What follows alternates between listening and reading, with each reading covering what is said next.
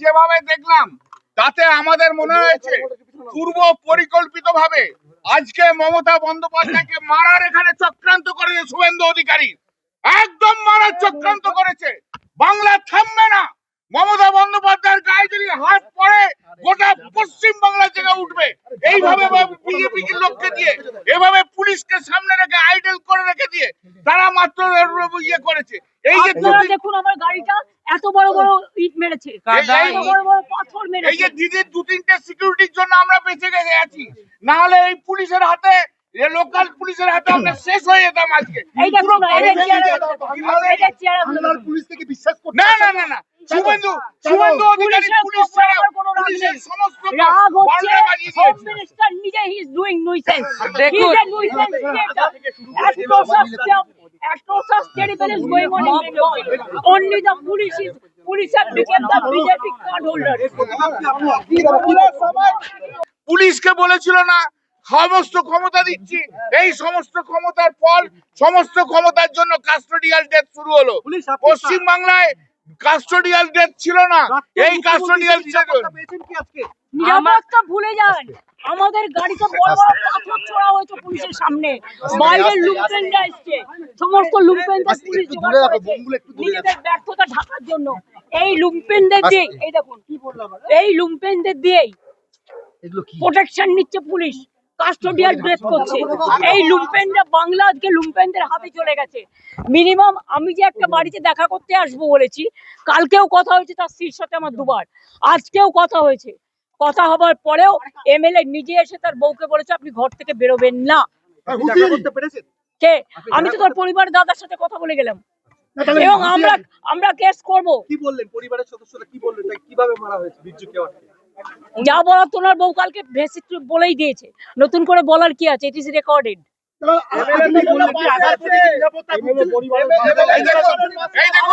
এই দেখুন local BJP MLA কিভাবে থার্ড ডিগ্রি দেওয়ার কথা বলছে। এই দেখুন থার্ড ডিগ্রি প্রাক্তন মুখ্যমন্ত্রী হিসেবে আরে দেখুন, আরে নিরাপত্তা ভুলে যান। আমার গাড়িতে বড় বড় ইট মারা হয়েছে, পাথর পুলিশের সামনে। কাউন্টারে ফেরার সময় পুরো খালি, তো অর্গানাইজ করে নিয়েছিল এবং এরা বড় বড় পাথর দিয়ে মেরেছে। এবং আজকে মমতা বন্দ্যোপাধ্যায়কে ওদের হত্যা করার উদ্দেশ্য ছিল, টার্গেটটাই ছিল মমতা বন্দ্যোপাধ্যায়কে কিভাবে শেষ করে দেওয়া যায়।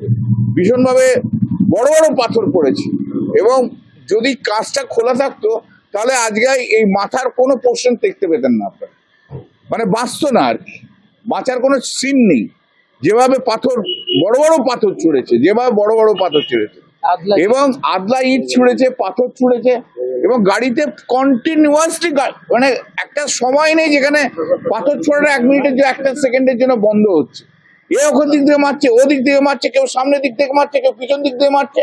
কিন্তু বেসিক্যালি টার্গেটটা ছিল মমতা বন্দ্যোপাধ্যায় যেখানে বসেছিলেন যে সিটটাতে, সেই সিটটার উদ্দেশ্যে বড় বড় সমস্ত পাথর ইট সেখানে ছোড়া হয়েছে এবং সেই অবস্থাতে আমরা গিয়েছিলাম।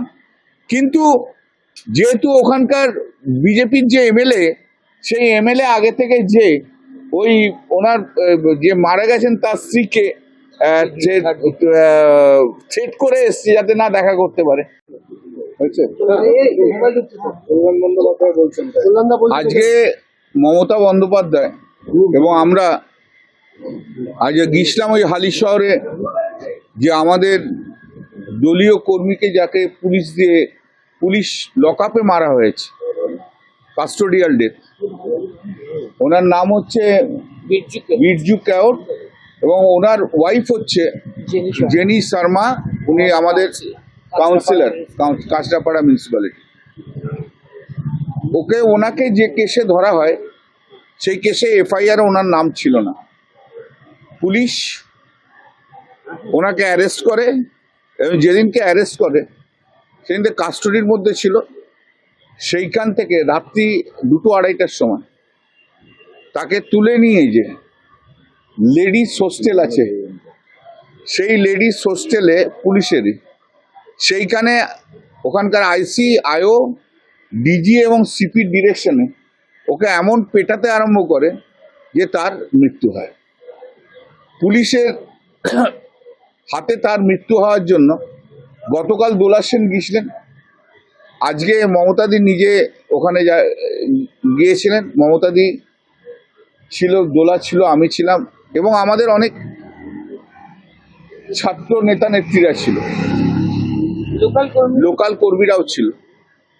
তো আমরা যখন যাই তখন ওই কাজদাপাড়াতে বিজেপির কর্মীরা যেভাবে বড় বড় পাথর মমতাদির গাড়িতে ছুঁড়েছে, যে গাড়িতে পাথর ইট বিভৎসভাবে, মানে কন্টিনিউয়াসলি যেটাকে করে গেছে এবং গাড়ির সামনে অবস্ট্রাকশন ক্রিয়েট করেছে। যারা পেশে ওখানে ছিলেন তারা নিশ্চয়ই কিছু কিছু দেখেছেন, হয়তো সবটা দেখতে পারেননি। যেভাবে গুন্ডাগিরি করেছেন এবং যাতে মমতা বন্দ্যোপাধ্যায় না যায় এবং অশ্রাব্য ভাষায় তারা ব্যবহার করে, বিজেপির যা কালচার সেই কালচার অনুযায়ী ব্যবহার করে।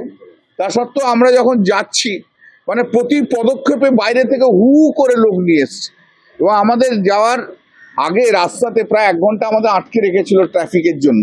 আমি জানি না কি কারণ কোনো ট্রাফিকের। সেই সময়তে আমাদের ভিডিও ভালো লাগলে লাইক এবং শেয়ার করুন। কমেন্ট সেকশনে গিয়ে জানান আপনাদের মতামত। আরও ভিডিও পেতে আমাদের চ্যানেল সাবস্ক্রাইব করুন এবং প্রতি মুহূর্তে খবরের আপডেট পেতে প্রেস করুন বেল আইকন।